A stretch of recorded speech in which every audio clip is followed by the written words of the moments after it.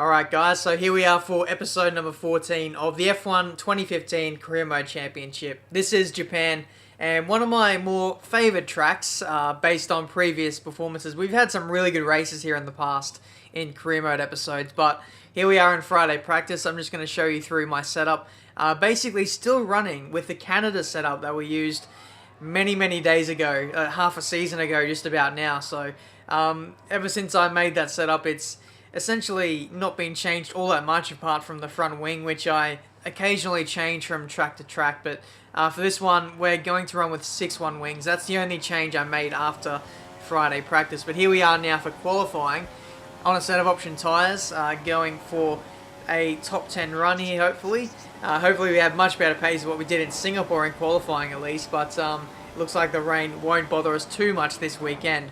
Coming through the final chicane for another lap here in qualifying. Raikkonen is P1 at the moment, so he continues his brilliant form at the moment after winning in Spa, getting second place in Italy, I believe, and on target he is looking like he might get another podium here in Japan. But we're continuing on for another lap. I felt like I could have improved ever so slightly, but coming across the line, we in fact did not improve at the end of the session, but it doesn't matter either way because we're on pole for the race. We're at the classic and much-loved Suzuka Circuit for today's race. This fabulous track has been the scene of some of Formula One's greatest Grand Prix, and we're hoping today is going to be another one of them.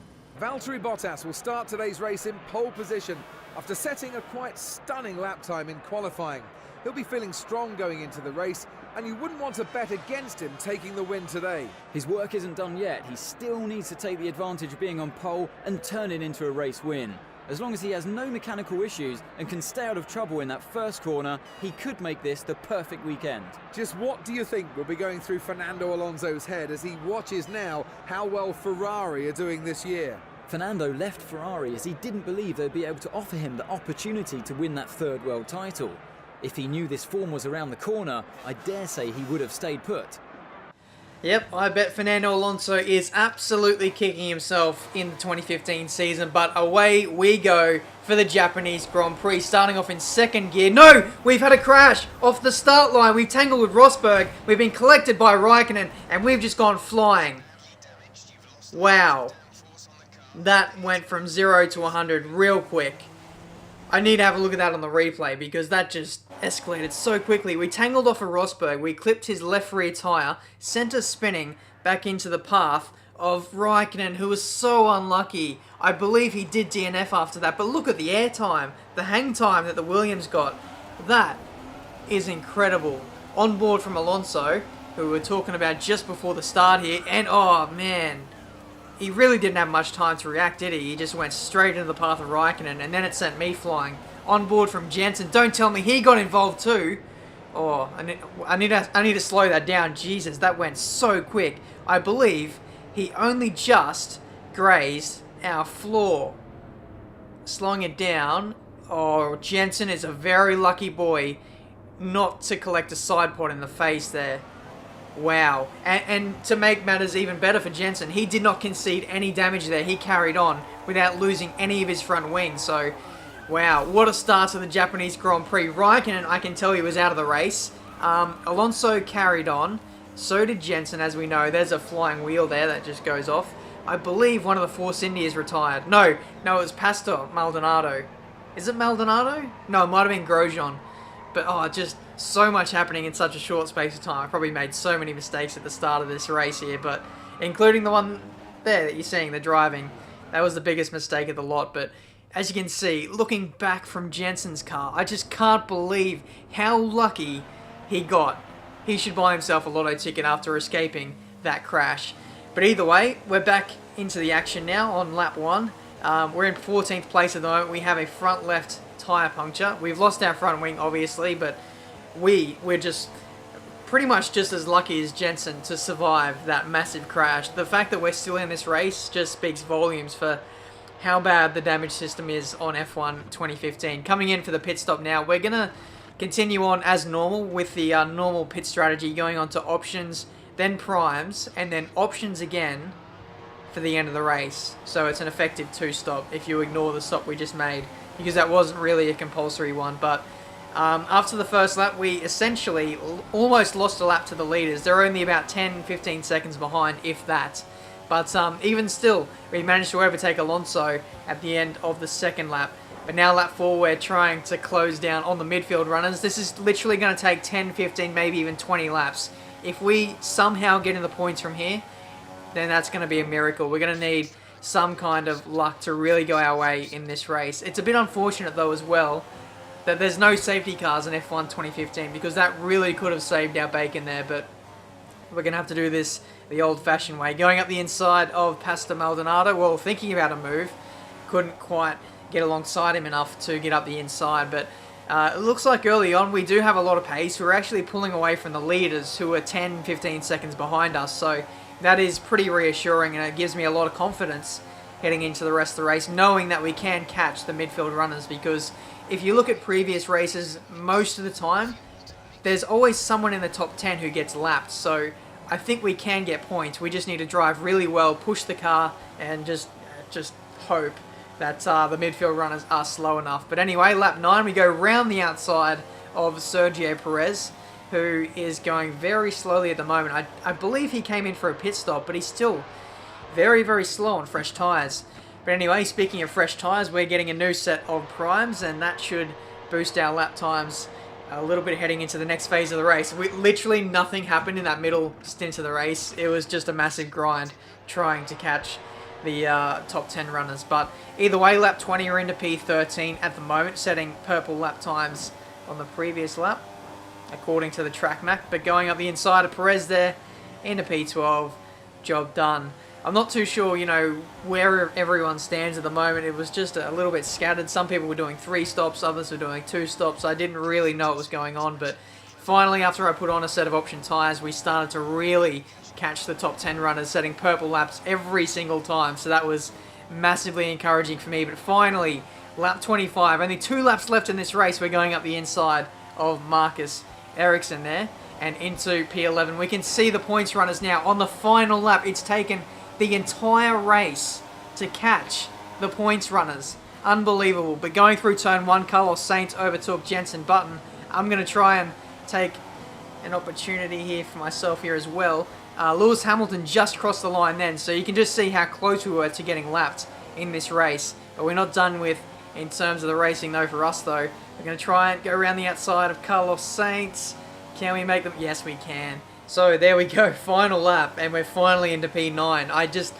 It baffles me how it took me the entire race to catch, or to get into the points. We were pushing so hard from the middle stint onwards just to catch these guys, and now we're finally in a position to score points. But just as I say that, we have run out of fuel. Could you believe that? We have run out of fuel with only, 5 corners to go? Unbelievable. I wasn't even thinking about fuel the whole race. I was really just focused on trying to catch the guys in front of me. But coming across the line on the final lap, we started off in the points, we lost the points, and now we're back in P11. What a roller coaster of a race. I was so happy. You guys would not believe the happiness I had when I finally got back in the points with only, 1 lap to go. But then to have it just so cruelly taken away from us in the end there, that was incredible. That's the end of the Japanese Grand Prix. We're going to go off and do the Russian Grand Prix right after this, because I feel like you guys deserve more of a video. You deserve more racing than that. But Lewis Hamilton took out the race win. Felipe Massa did fairly well for the team, getting P4. Sebastian Vettel in 2nd, Nico Rosberg in 3rd. Fairly standard podium, I must say, after what was a very, very dramatic Japanese Grand Prix, especially at the start. Kimi Räikkönen would be absolutely kicking himself to DNF from that race. It wasn't really his fault. Jenson Button, after escaping that massive crash on the first lap, he finished in P10. And somehow, we're still in 2nd in the driver standings. It's time for the Russian Grand Prix.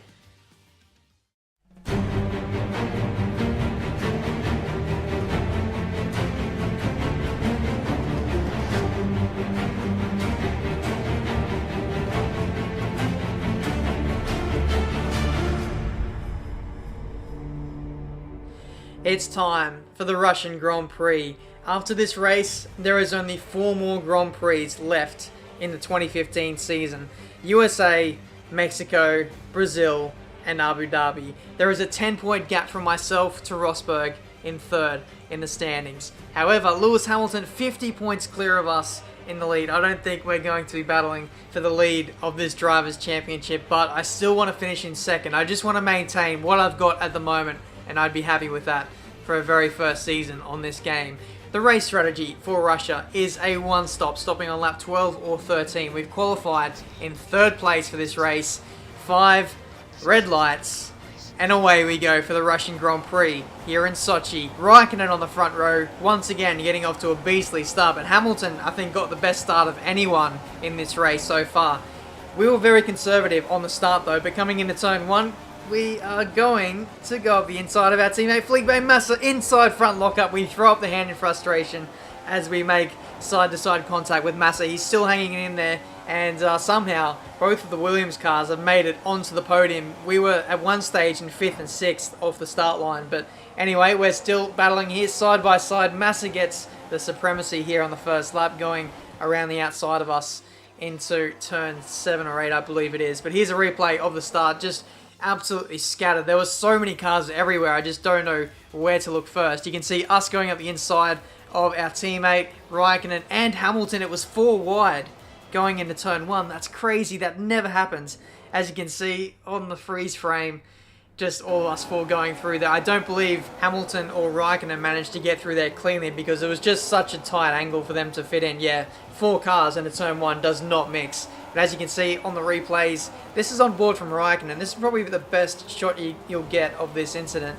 Yeah, the 2 Williams get through there fine, but Raikkonen makes contact with Hamilton there, and Hamilton actually loses out big time, so we'll see from his on board. He's right on the outside of everyone. There was no way he was going to fit through there. Then he makes left rear contact with Kimi Raikkonen there, so he's dropped down somewhere near 10th place. So not a good start for Hamilton after being on 3rd. No, I think he was 4th. He started sort of around me at that stage. But going up the inside of our teammate Massa, overshot the corner a little bit, but it doesn't matter. Massa gave up the place anyway. Maybe a bit of team orders there because Williams probably knew that we were the faster car of the 2 of us. But no, that doesn't stop Massa from coming back at us on lap 4.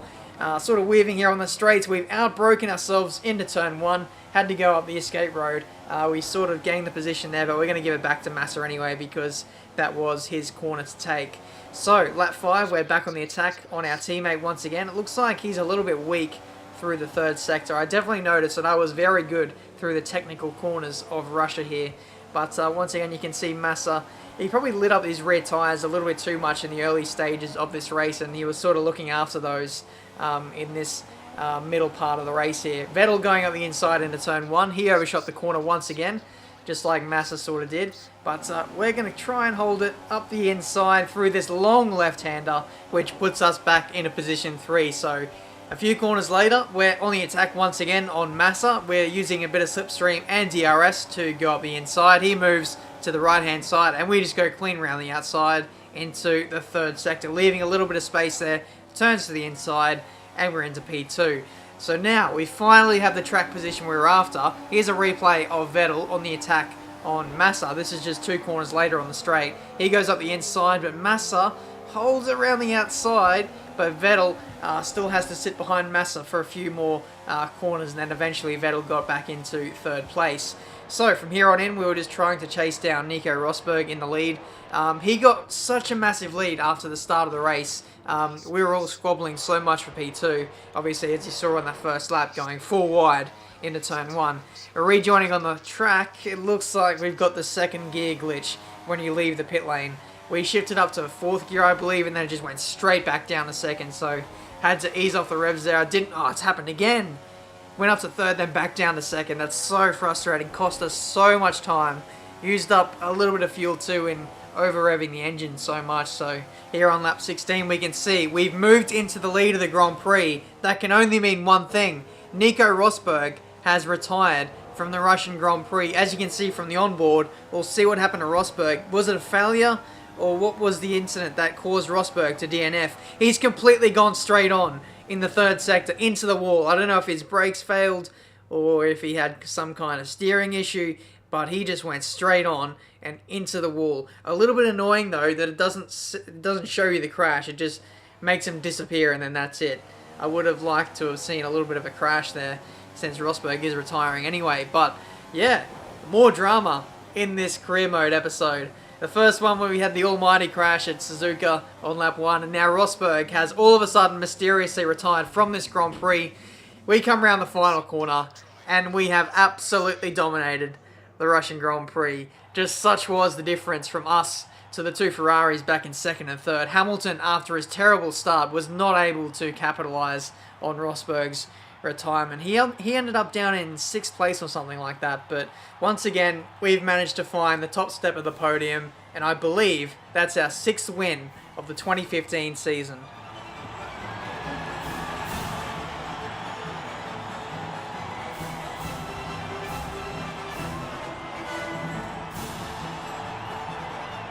Truly great performance from the Williams team saw their man take the checkered flag in first place for a deserved victory. Sometimes a driver just feels comfortable in the car and is dialed into the track, making for an unbeatable combination. There'll be plenty more twists and turns to come this season.